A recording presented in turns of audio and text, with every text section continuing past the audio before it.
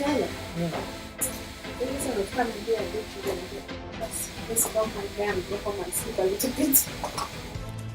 The internet just come back. Yeah, just come back. And the work. What is that? Huh? The internet has just come back. So now it is working. I will check tomorrow later. Now you're in the city. The internet Just come back. yeah, just come back. The internet has just come back. So now it is working. I will check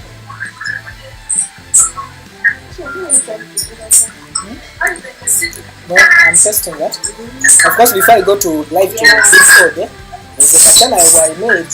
So I first take the stream there, I see the speed.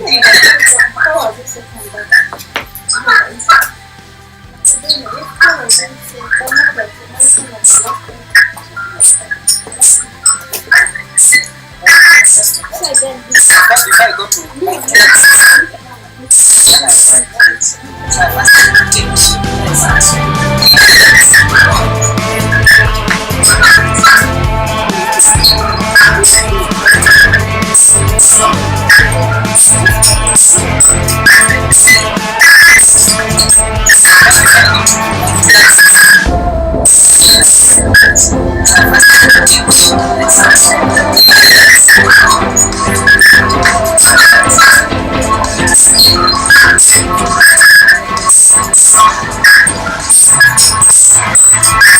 these are done.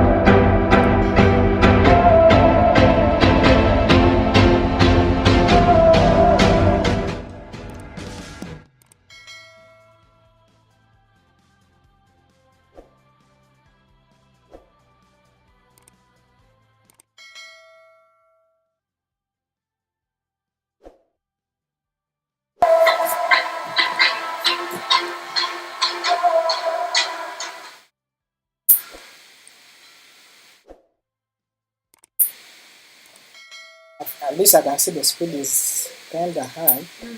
Because now, yes, that was running in over 70. So now it is.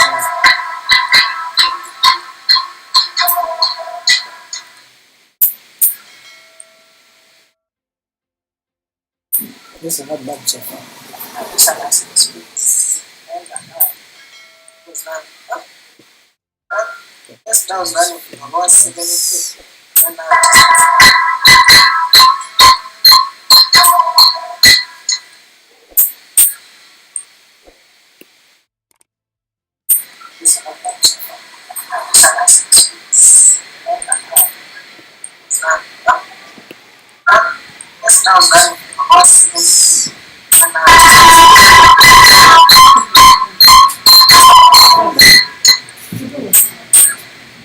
You're not going to come back with anything. Whereas before, that one is not tomorrow.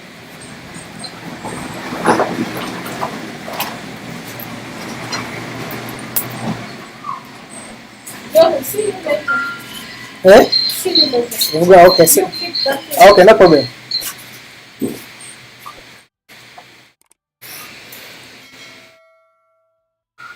Check microphone 1 2. Check microphone 1 2.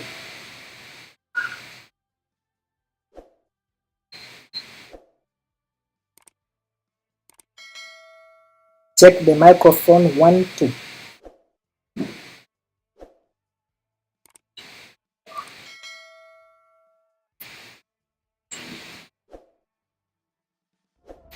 Okay, we are going live. Want to see the game of today? We're having round 4 games.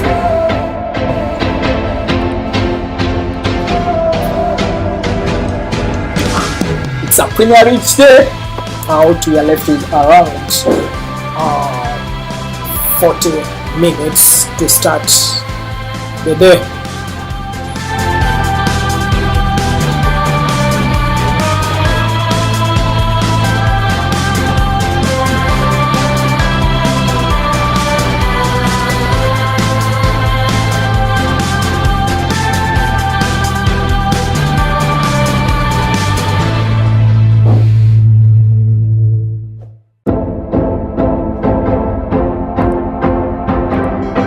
At exactly 5 p.m. East African time, we are going to watch the games.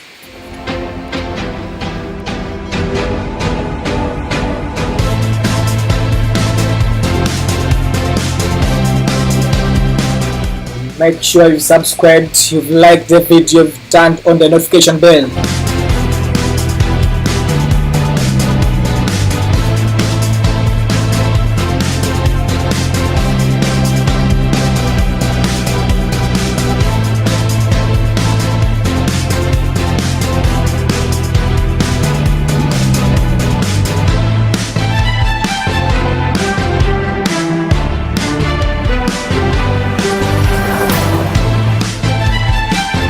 Few minutes to the games.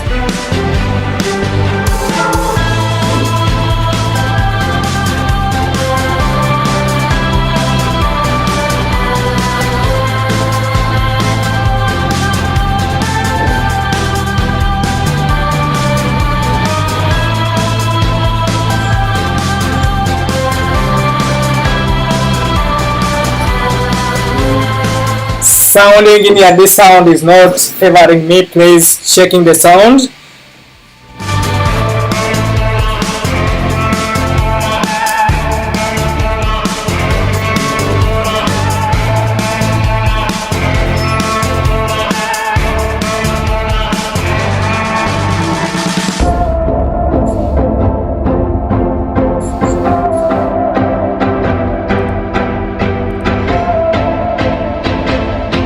Checking the sound.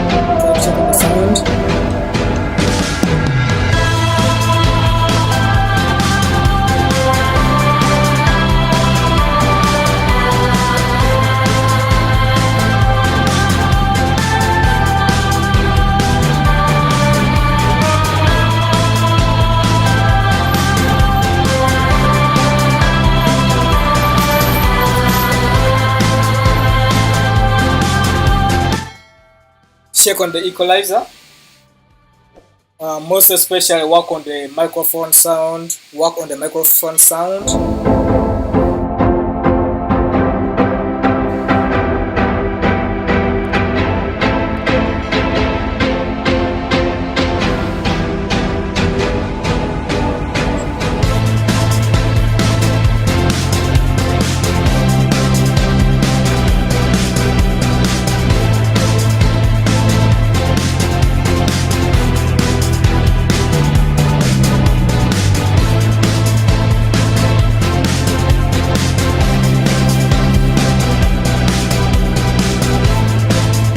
check on the microphone. The microphone, I think, try to balance them.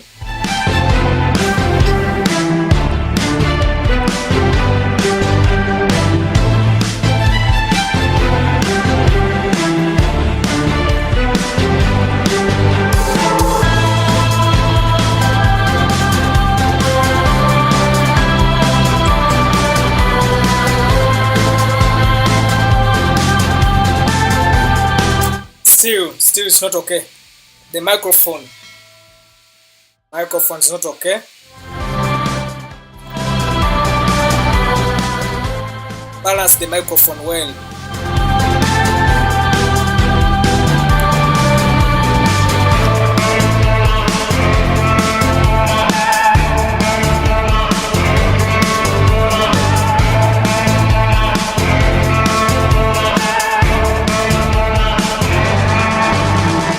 The stereo is up. The stereo is up. Stereo is too high. Balance the stereo also.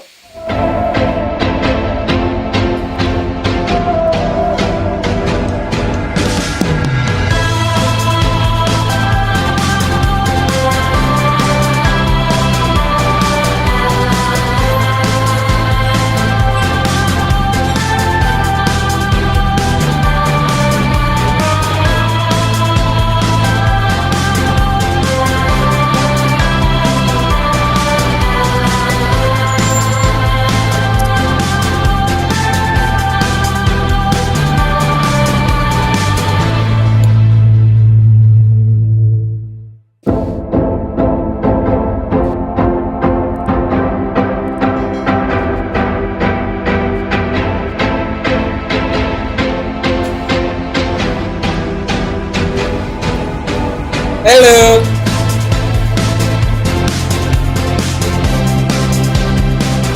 I think we can use that. We can leave there because I can see a list.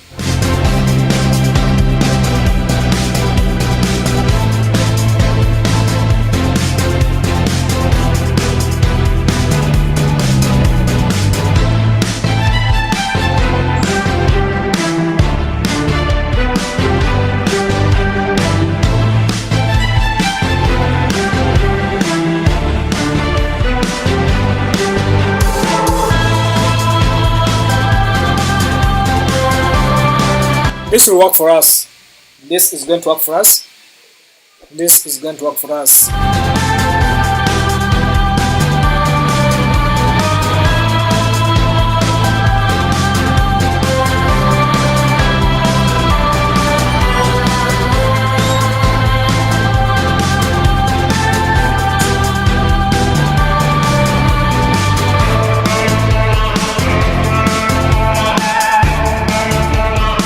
If you can also balance the stereo to work for us better. The stereo is missing. Stereo is still a high.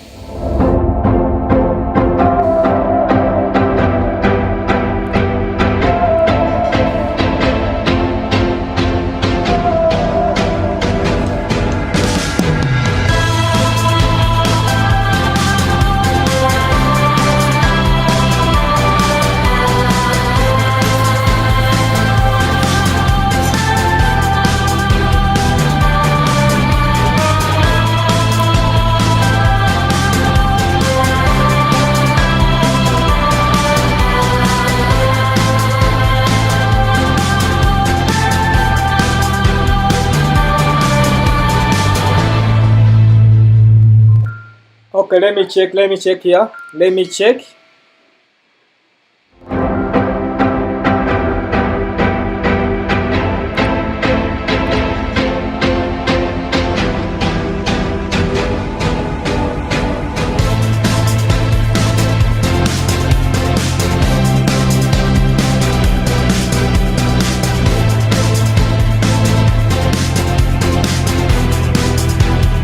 Wow.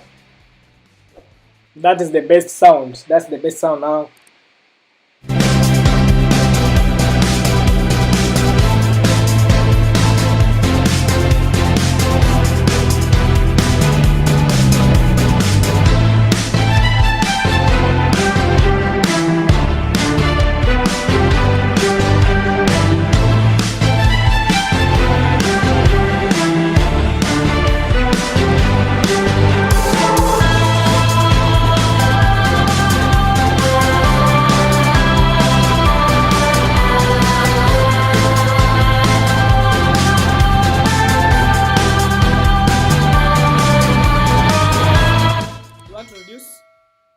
I think this can work for us. This can work for us.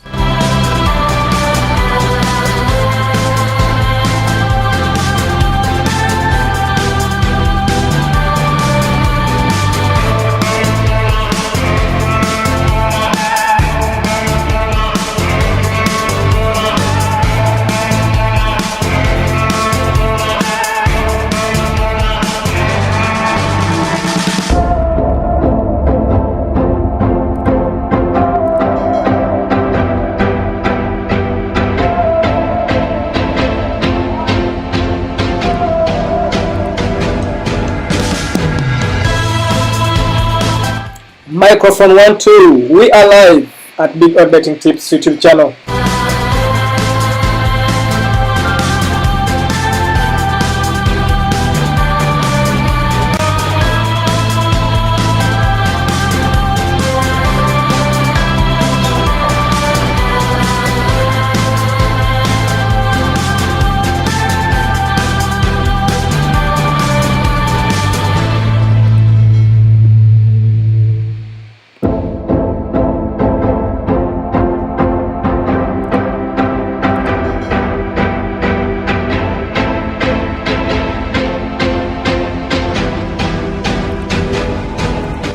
All right.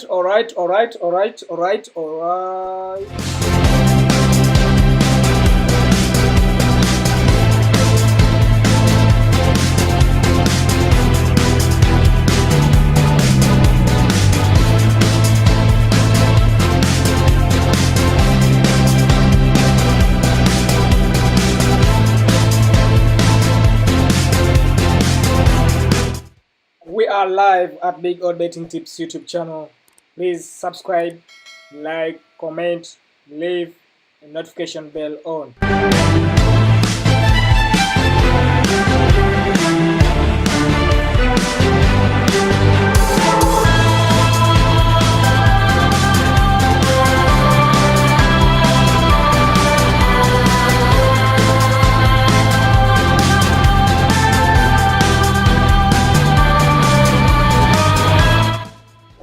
Most especially when your notification bell is on, every time we go live, you will be notified.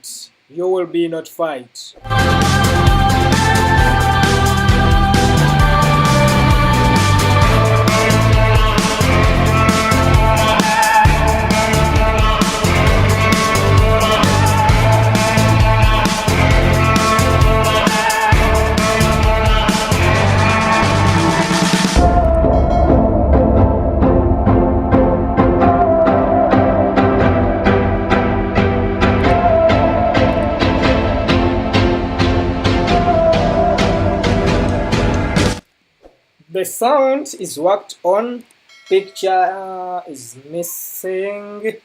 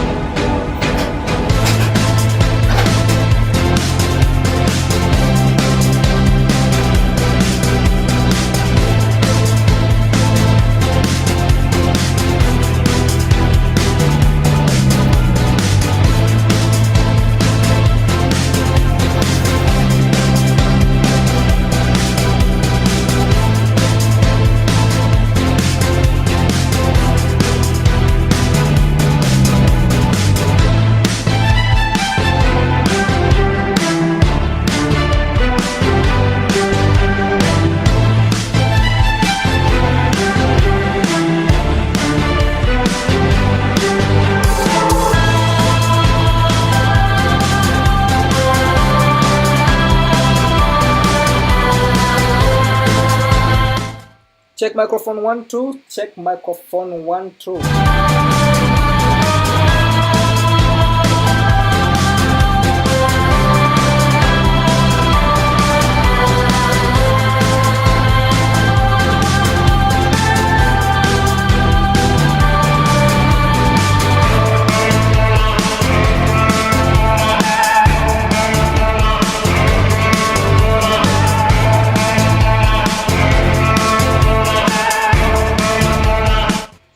are live at Big All Betting Tips YouTube channel.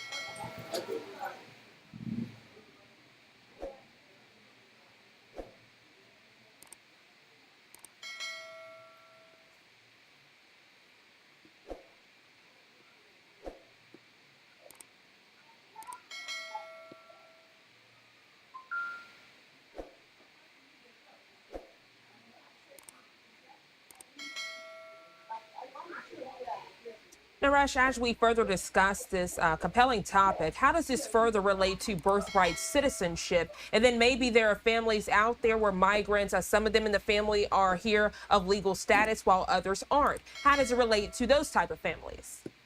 As far as those families are concerned, they're all scared because I know that the government will be appealing this. But, as a sigh of relief, the way I look at it, there's a very rare chance that the Supreme Court will actually grant, Trump's relief, for birthright citizenship. Because it makes it very clear. And even the judge said that there's been a precedent from the Supreme Court for more than 100 years, and they should have not even been brought up before me. And that was a slap on the face of the administration here that, this case shouldn't have been before me, number one. Secondly, if they want to do that, there are legal ways of doing it. The right way to do it is to take it to Congress, get a two-third majority, and only after that happens, which I think is very, very rare that will happen, then only the administration has rights to enact what they want. But right now, it's like, they're doing whatever they want, and that is not the American way. Acting in an arbitrary and capricious fashion and running the nation is not the right way to run a nation. And we also need to make sure that even good immigrants in this country who are legal, people who have green card holders, even they are scared. If they're saying that this is the plight of people in this nation, what is going to happen to me next? These are the questions I'm getting in my law firm. Everyone is scared. Everyone is scared. People who have been residents in this country for the longest time, even they are scared now. And that is really going to have a drastic impact upon our economy. Naresh, as you continue to mention, people being scared in real time, it's also important to note how many Americans are scared, in the headlines of people who have committed rapes and murders, criminal gang members that are here in America illegally that continue to go against the justice system in real time. We've even seen how some might have been out on bail and been repeat offenders. Can you speak to that side of the conversation? Because we know the fear is on both sides of the aisle. Absolutely. And since I believe in playing the middle ground of immigration, incorrigible offenders, people who are aggravated felons, I believe that if they have an order of deportation, the government has every right to act. But if they have not been produced before the immigration judge, it is their right to appear before the immigration judge.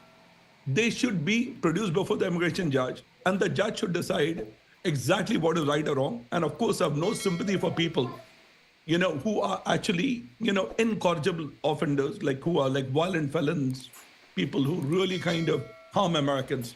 But what I want the administration to do is to play the middle ground.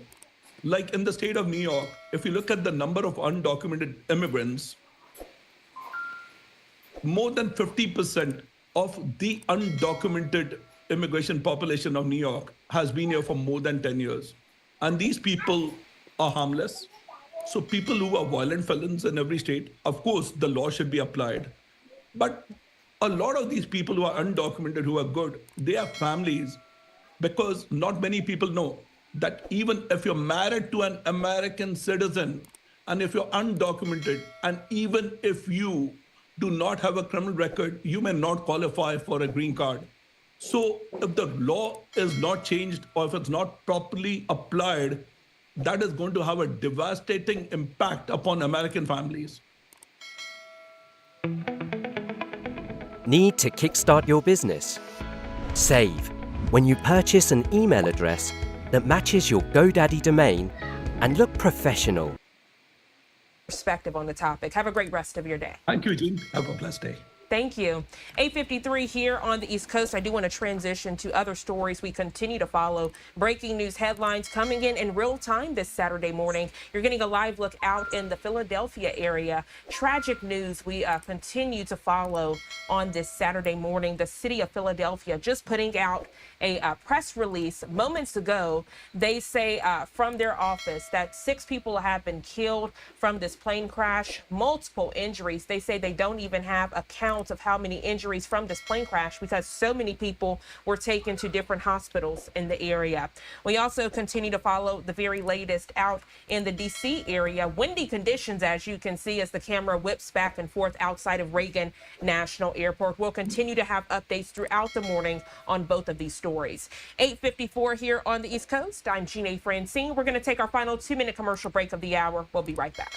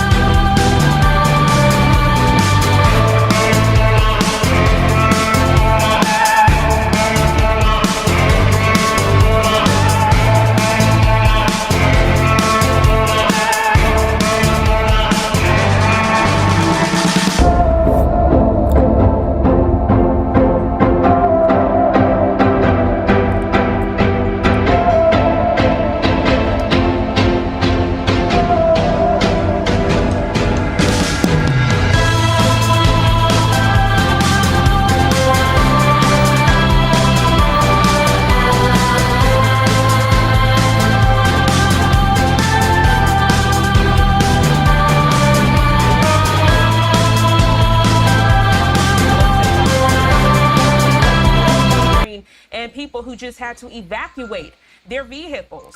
Those vehicles still left there on the streets as we continue to follow the latest information. I do want to tell you all that we are being told that at 9 o'clock this morning Eastern time, that there will be a news conference out in Philadelphia on this latest finding. So, of course, we will have that for you uninterrupted and in full right here on Live Now from Fox. As we continue to learn more, let's go ahead and check in with our content partners at Fox 29 Philly as they have team coverage this morning.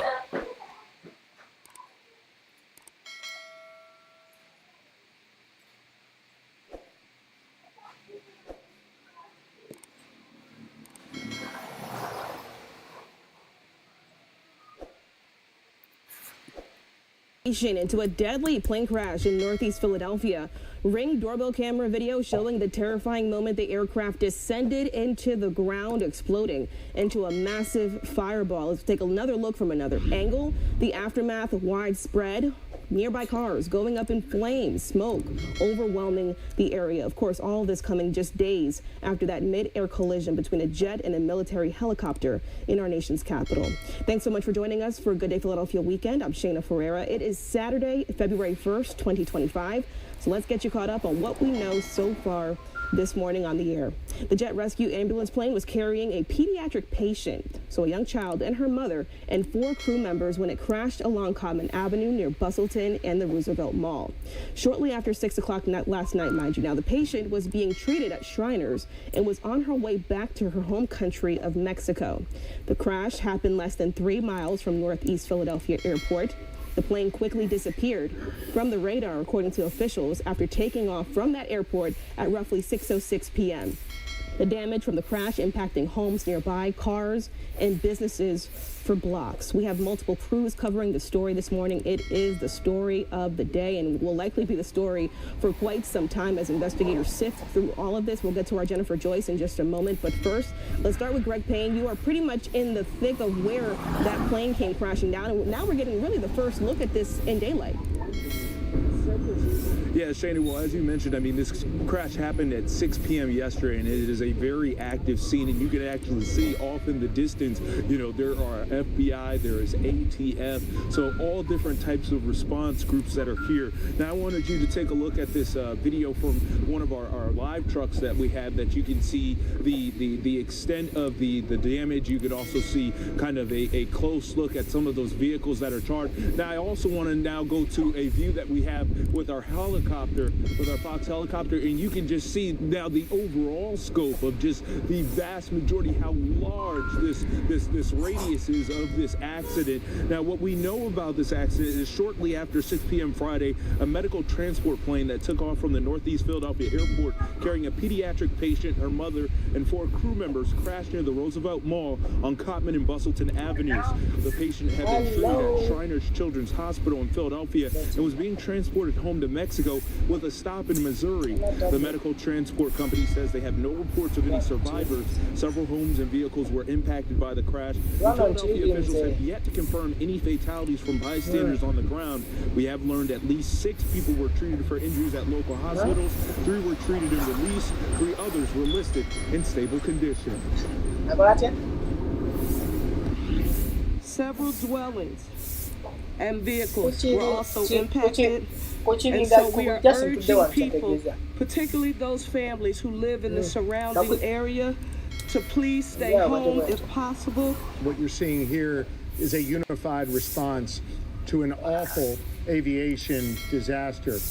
For as awful as that aviation disaster was, tonight we also saw the best of Philly. We saw neighbor helping neighbor.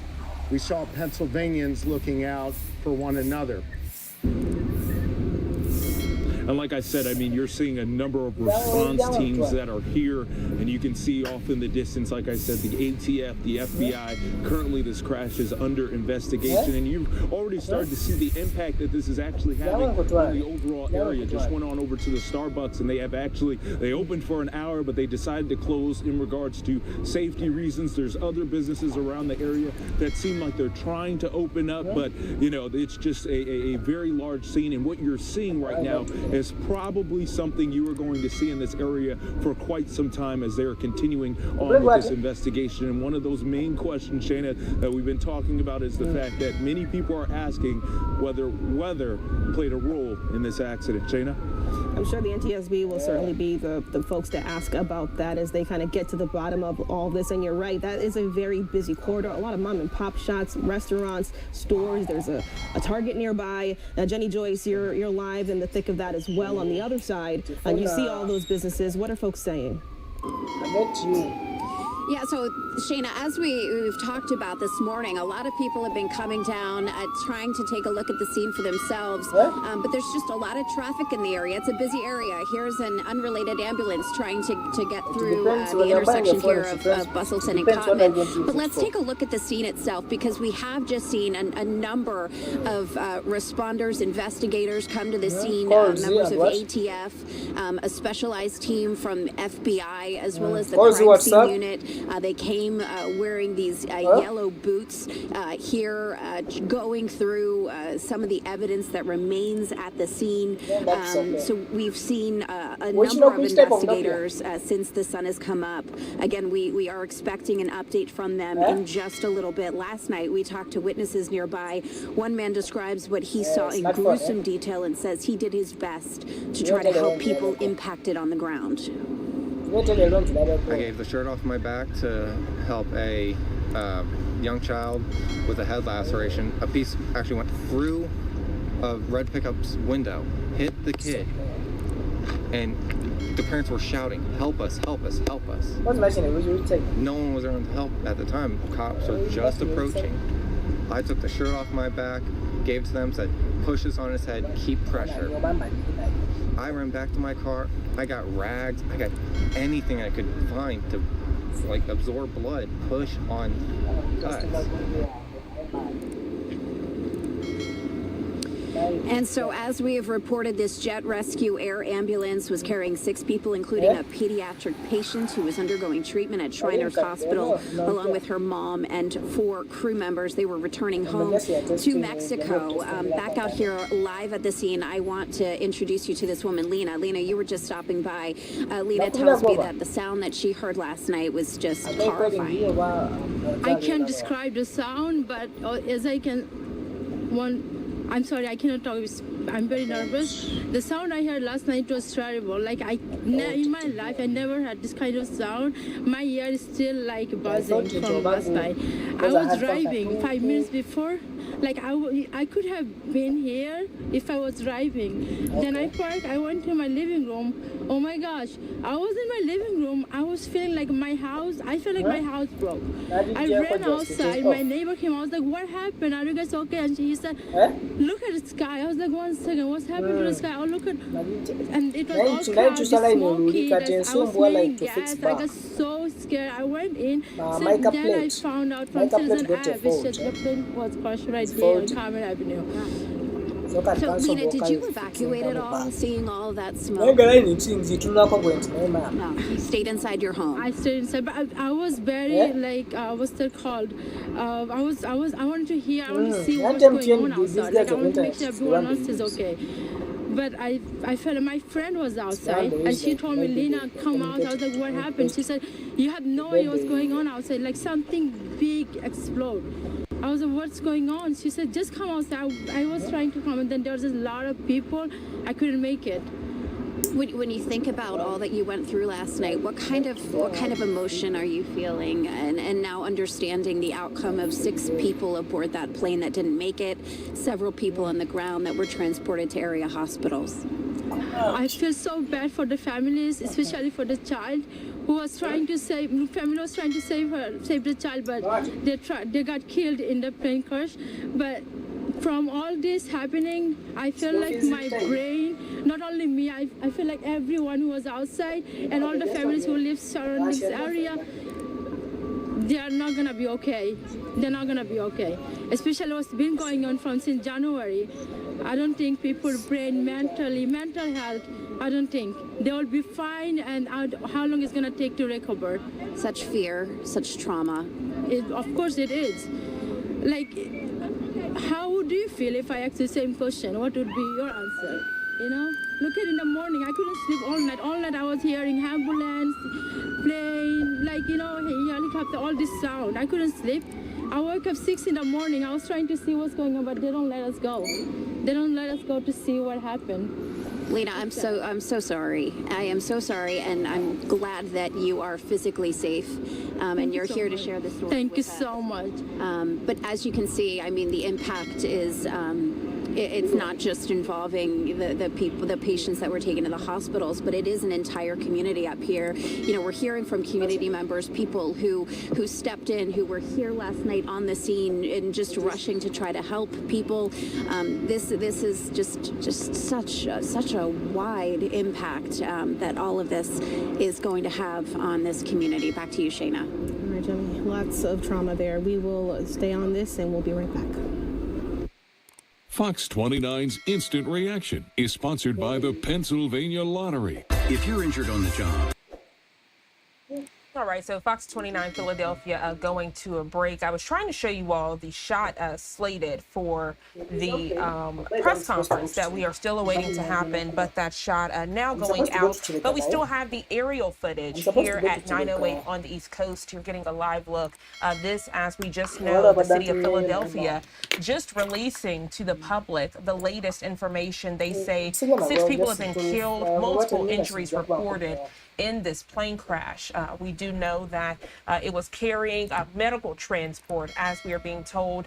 The plane crash, a medical transportation jet, a private Learjet 55, departing from Northeast Philadelphia Airport with 2 passengers, a mother and daughter, and 4 crew members, who again, all of them unfortunately killed in this tragic crash. The FAA reporting the aircraft was en route to Springfield Branson National Airport in Missouri, with a final destination in Mexico, where the young child being treated for illness at Shriners Children's Hospital in North Philly lived. Flight logs show the plane was in the air for only a minute before it crashed. And of course, once this press conference gets underway, we'll have even more information to share with you in real time. 9:09 here on the East Coast. I'm Jeanne Francine. Let's go ahead and take our first 2-minute commercial break of the hour. We'll be right back.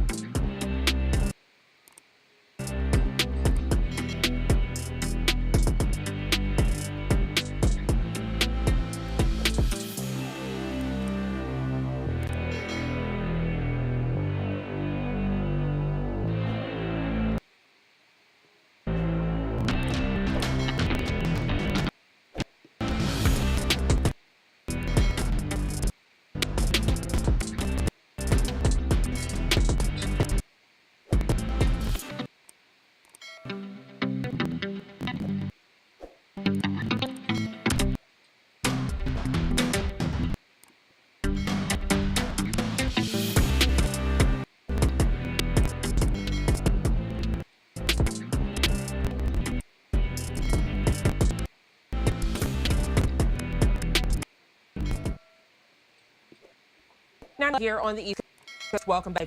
Good morning to you. If you're just now thinking, we always appreciate you getting your breaking news stories and of course reliably from us here on Now. We do have a shot that I tried to you that went up for a moment. It takes us out to Philadelphia, and the podium now set, and you can see all of the microphones and flags there as we are waiting to hear from officials. This press conference was slated to start at 9 o'clock, but as you can imagine, as they're working to learn more information in real time, it has been pushed back. So as we await, I do want to give you the latest information of another air crash. This one we've been following for pretty much all of last week, that deadly DC aircraft collision. New findings and interviews underway this morning as the National Transportation Safety Board continues its investigation into Wednesday's deadly midair collision near Washington, D.C. You're getting a live look there outside of Reagan National Airport. Authorities saying they expect to find the bodies of all 67 people on board the 2 aircraft, the American Airlines passenger jet and the Black Hawk helicopter. Fox's Karen Elliott joins us from Reagan National Airport on the latest search efforts. Dive teams battled wind and rain and made some big finds, but for now, more questions than answers. Crews pulled up a large piece of debris near the banks of the Potomac River, but the search is not over.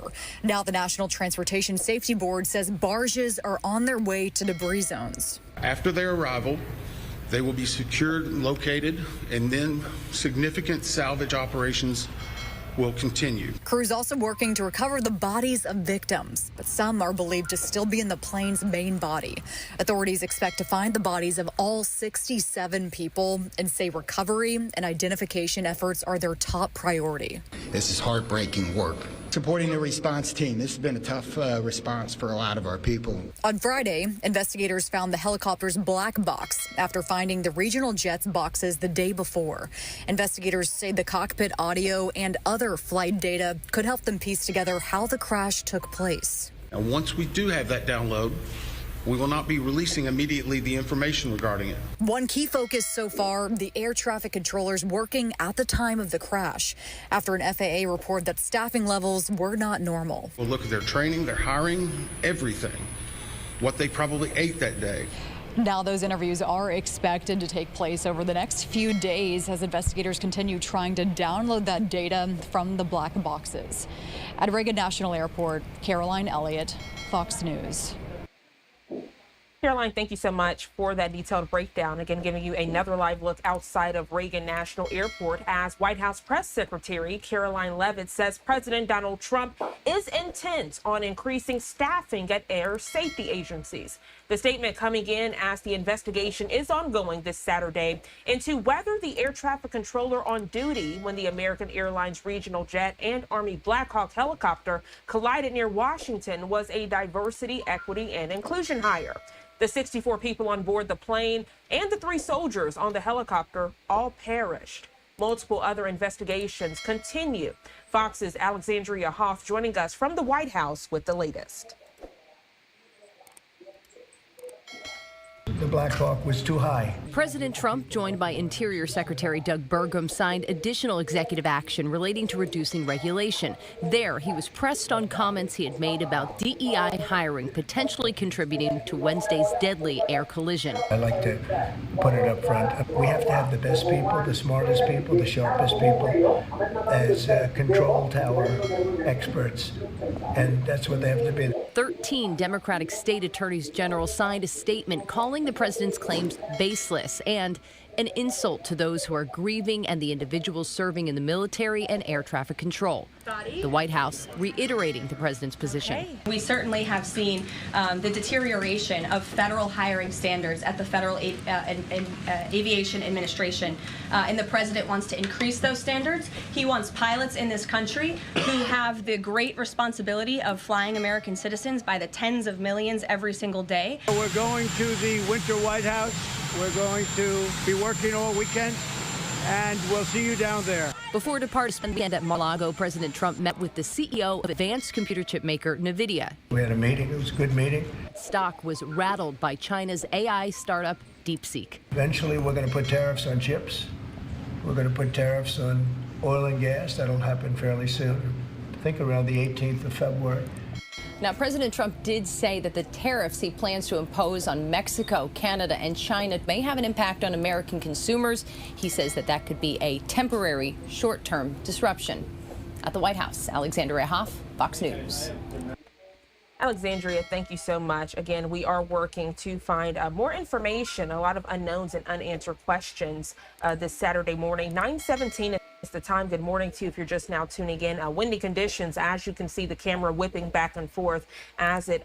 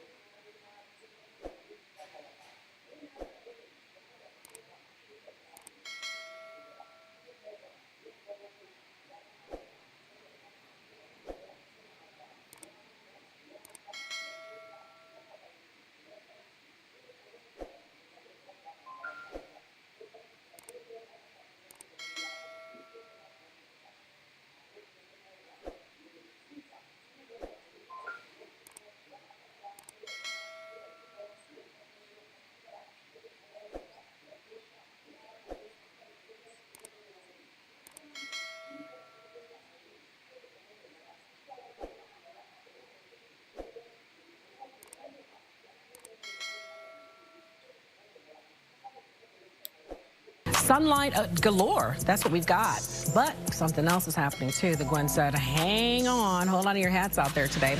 She's talking about it Weather-wise. I am talking about it, and I'm telling you, the winds are already really, really gusty out there, like unbelievably gusty.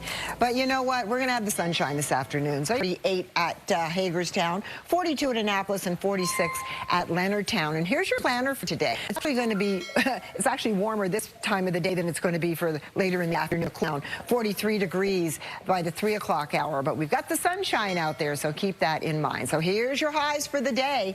30s to the north and the northwest, upper 30s, 40 elsewhere, 44 at Quantico, Manassas, 47 in the city, and 42 at Leonardtown. But a warm-up on the 7-day forecast. I'll have that later. Maureen? There is a growing memorial this morning near Gravelly Point honoring the victims who lost their lives Wednesday night. 60 passengers and 4 crew members were on board the American Airlines jet from Wichita to DCA. 3 U.S. Army soldiers were on the Black Hawk helicopter that collided with the plane. And today we're hearing from the father of the crew chief aboard that Black Hawk helicopter. He talks about his son, the crash, and the video shot by Fox 5. Our Josh Rosenthal has more. Thursday, shortly before 5 a.m., the remains of U.S. Army Staff Sergeant Ryan O'Hara, draped in an American flag, transferred to an ambulance as first responders look on. It was very touching to see the other soldiers saluting as they take him out with the draped flag over it, but to sit there and think that that's my little boy, it's crushing. O'Hara, from Georgia, was 28. He leaves behind a wife and 1-year-old son. He also did a tour in Afghanistan before the tragic crash back home. He loved being in the military. He was so proud of being in the Army. Dad Gary O'Hara says when he first learned of the crash Wednesday night, he didn't have confirmation his son was on board the helicopter, but all he heard was Black Hawk down.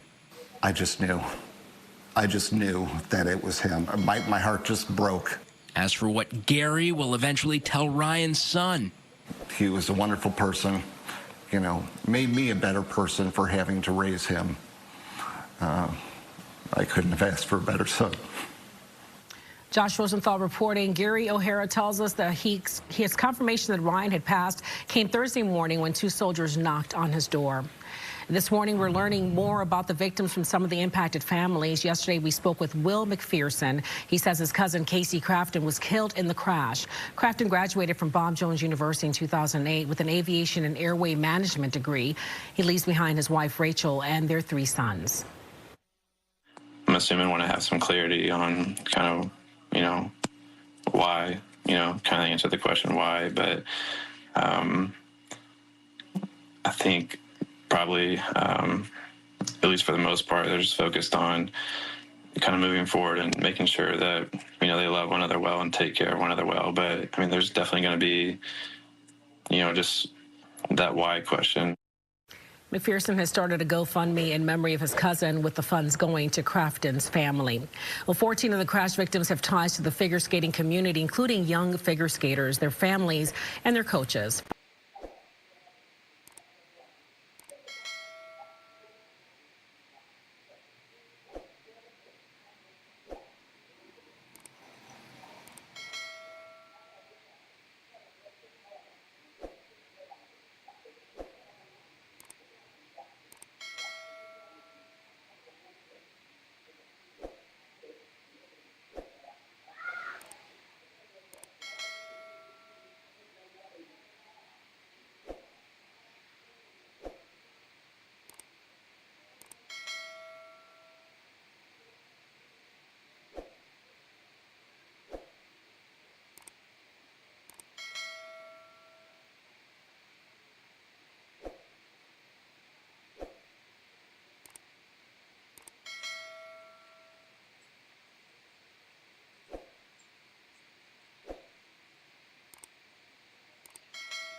Fox 5 Sierra Fox is hearing from those grappling with this unimaginable loss.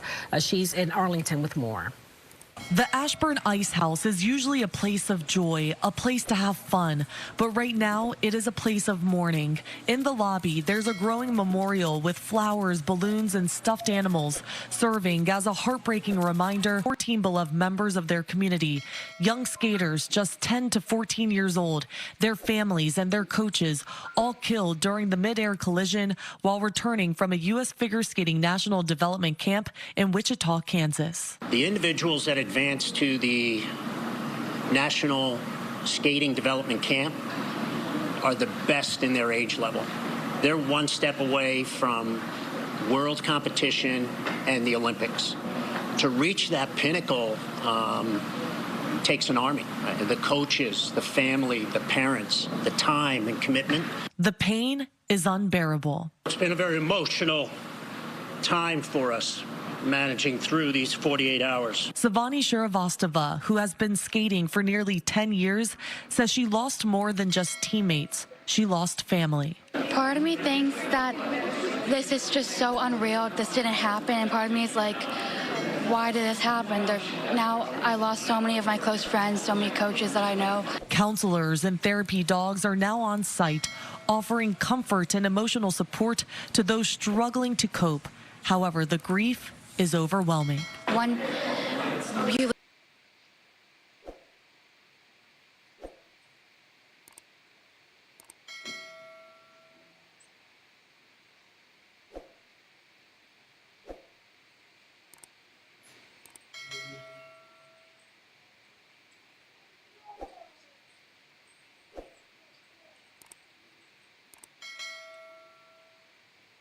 lose a skater, it's like you pull stitch out. It's very hard when you lose a skater, nevertheless losing so many.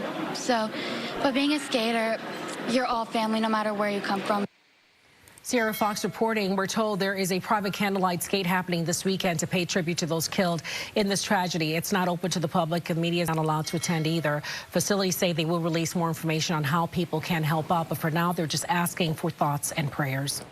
So to come, a court slamming another roadblock in front of the president's efforts to freeze federal funds. So what's the next step? We're going to explain. Plus the end of congestion pricing. A new report claiming President Trump could end the controversial tolling plan.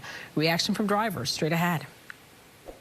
And as they go to break, we continue with live compelling coverage, giving you a live look again outside of Reagan National Airport. My goodness, you can tell how windy it is, which could impede as this investigation is ongoing. They continue to work to try to find all of these 67 people on board the two aircraft. Of course, this is the American Airlines passenger jet and the Black Hawk helicopter. If you're just now tuning in, good morning to you. And speaking of that investigation, you can see in real time the Coast Guard and other entities out there on the waterways continuing to learn more. Moments ago with our Fox 5 DC team, they had an interview with an expert about what went right and what went wrong. I want to play that for you now.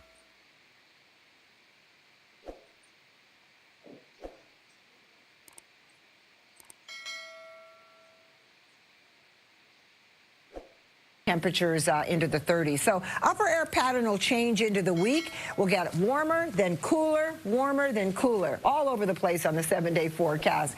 Here's your planner for today. By midday, about 44 degrees. But look at this, 60 degrees by Monday, and then 63 on Thursday. And then we see the temperatures in between from the 40s to the 50s. Looking at some rain on Wednesday, and also a wet day, but milder by your Thursday. Maureen?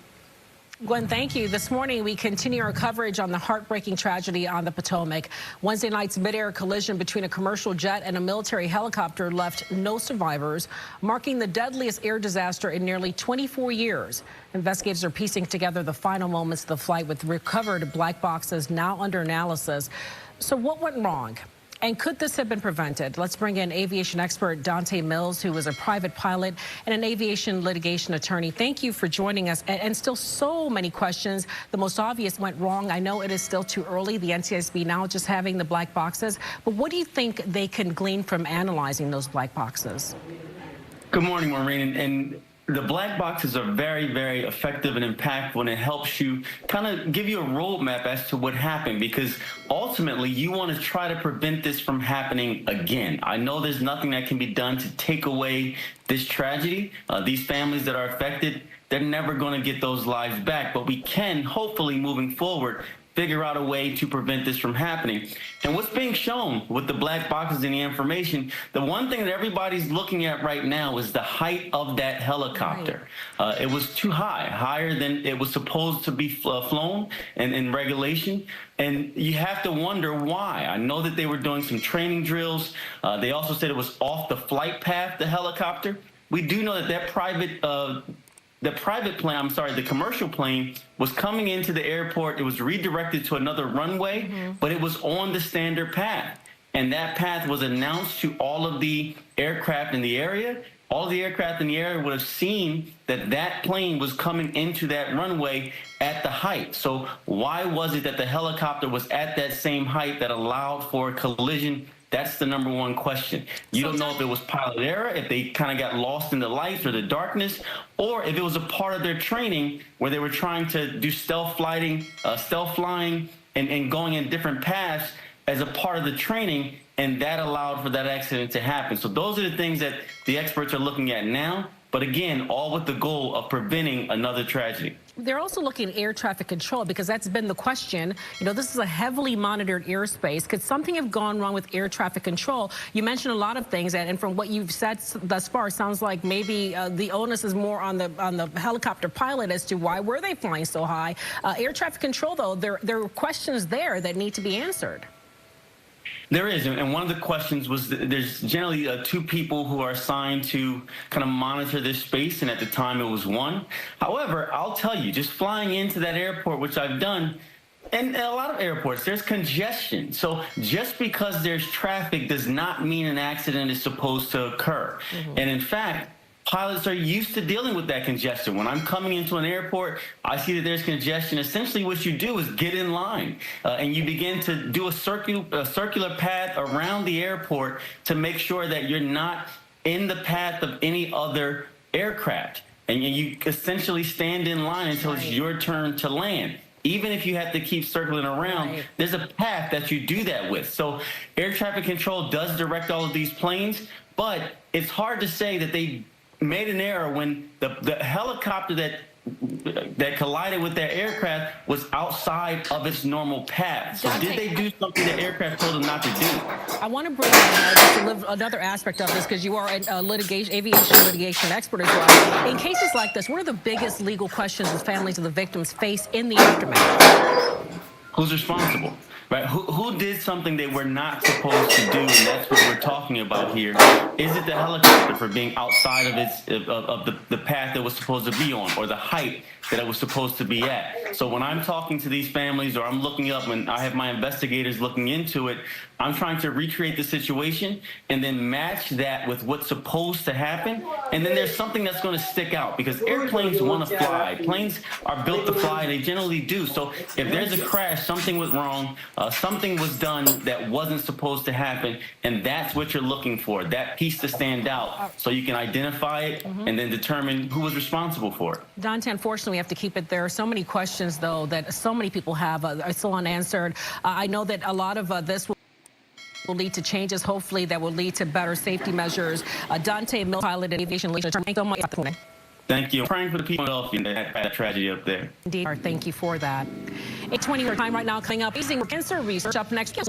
All right, Fox 5 DC teasing ahead to other coverage, but I wanted to play that out for you as the investigation continues. Live look here on the East Coast hour with U.S. Coast Guard entities. We National Transportation Board, they continue with use in real time this Saturday to find latest about the dead DC aircraft collision. And then, of course, we continue to follow another aircraft collision out there in Philly, an aircraft crash, and use the aerial footage of the devastation at this hour. The city of Philadelphia released their latest findings moments ago, saying 6 people were killed, multiple injured. They don't total for for the injuries. Simply, people were taking so many different hospitals in the area in real time. It's the same. To have a press conference at 9 o'clock morning, but that has since been pushed. We have dated time, but you can rest assured.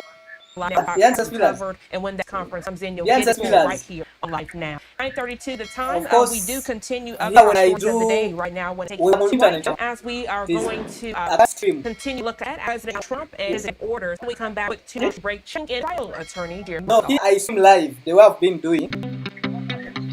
I stream on YouTube.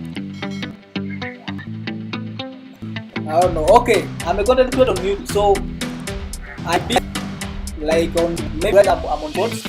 Yeah, no. My computer, I don't even know how to install VPN on computer. No. Never installed.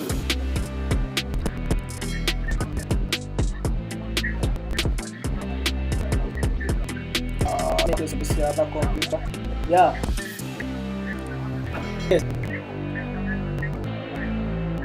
I like to it. Of course, the studio is on the laptop.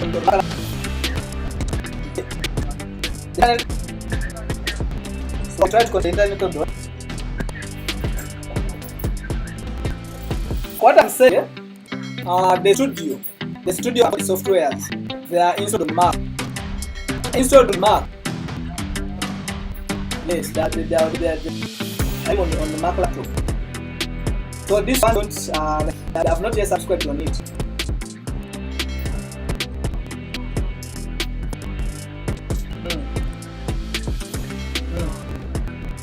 Okay. 9:34 is the time. Welcome back to Now from Fox. I'm Gina Francine. Heading out to the nation capital, giving you a live look at the White House. As the Associated Press reports, a second federal judge has ordered a temporary pause in President's administration efforts to funding in the list over spending of trillions of grant loans. Judge John McConnell sided with nearly 2 states that requested an emergency order preventing most federal agencies from halting funding. Another judge in Washington halting the plan earlier this week, minutes before it was set to go into effect, but her short-term order is only in place until Monday unless she decides to extend it. A lot down in full, so let's do the conversation. Trial attorney Jeremy Rosal. Jimmy, good morning. Always a pleasure to have you on the show. Good morning, Jay. How are you? I'm doing well. Thank you for asking. So we see this back and forth with federal and state as it relates to Donald Trump and administration of the executive. What's the latest this morning? These things are working for Donald Trump. I think signed, the number I've heard is 46 on the first day. Since it's been a flurry. There's been quite a barrage of these executives. And I think it helps to sort of take a step back and just talk about what is an executive, what it is. When we look at the overall of it. You get goals which fundamentally, for the most part, grant the government real wide and sweeping powers, and then you have Bill of Rights and the amendments, for the most part, limit the powers and give individual rights. An executive order where those are essentially administrative